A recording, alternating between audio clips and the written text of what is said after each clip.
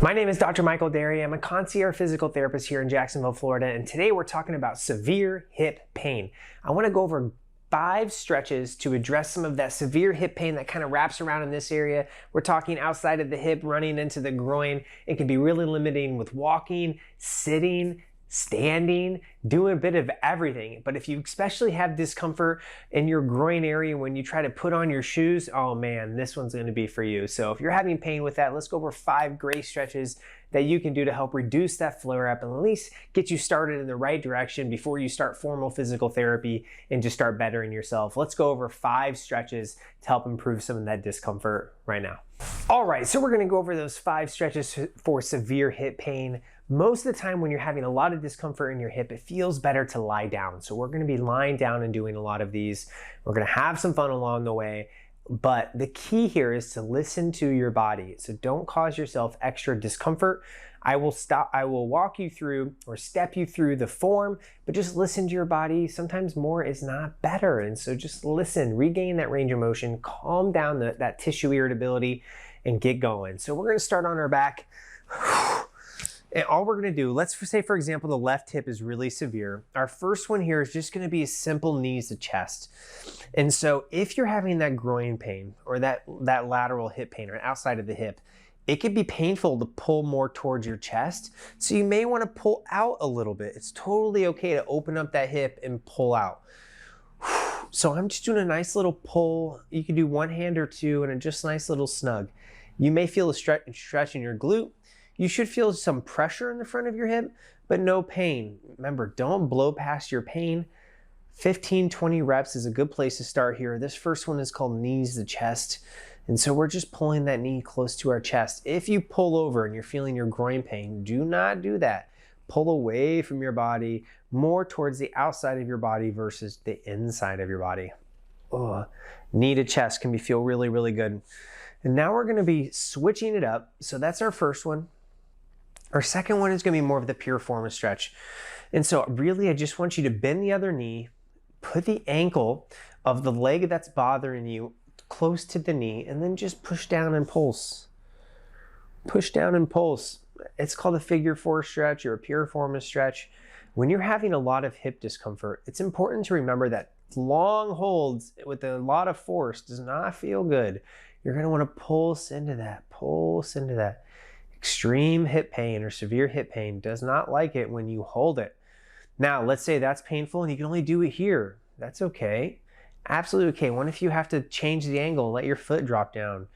That's totally okay too. Okay? Very good. Now, for those who have more of the outside hip pain, moving into that lateral hip stretch or glute stretch feels really good. So I'm going to drop one leg. I'm going to grab my knee and pull over. Again, we don't want to exacerbate or cause any groin pain. You want to feel it in your glute.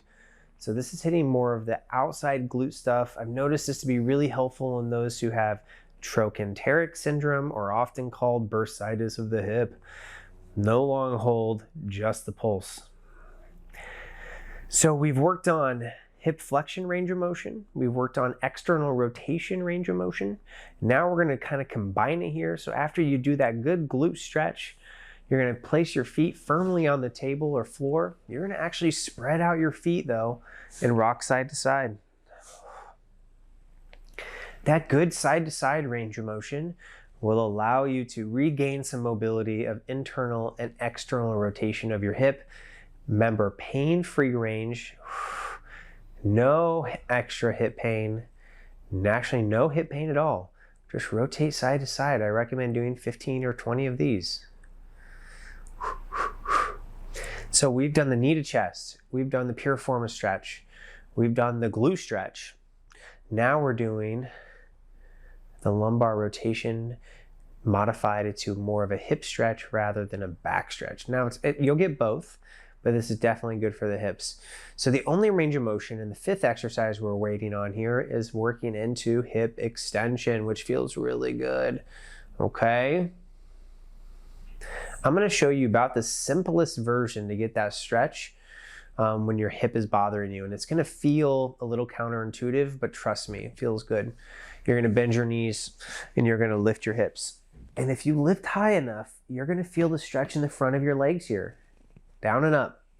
Believe it or not, while this is a strengthening exercise for your glutes, it's actually lengthening your hips here. So lift your hips, squeeze the glutes, and feel that pull on the top of your legs. People are like, oh my gosh, I can't believe I can do this when my hip is so painful. It's like, yes, it's because it's not a ton of pressure through the hip, and you're stretching the front of your hip, which feels really good, because when we have hip pain, we tend to shorten our stride and we tend to sit longer than we would like, and this combats both of that. So this bridge, doing a good 20 reps here, will help you reduce some of the front of the hip discomfort. I'm telling you, it works. I've done it so many times. It's countless, all right? So just work into that glute range of motion. The more you lift, the more you squeeze, the more you get out of it. So we went into all of the range of motion of the hips. We went to flexion, internal and external rotation, and extension. So we hit all of those ranges. That's designed to help reduce some of that inflammation, reduce some of those mobility deficits, and help improve your pain so you can do a little bit more in your day. You combine that with some time, ice and heat now and then, I bet you're gonna be feeling a little bit better. Guys, let me know if you guys like that content underneath the description. Otherwise, as always, guys, stay healthy, keep moving, and take care of yourself.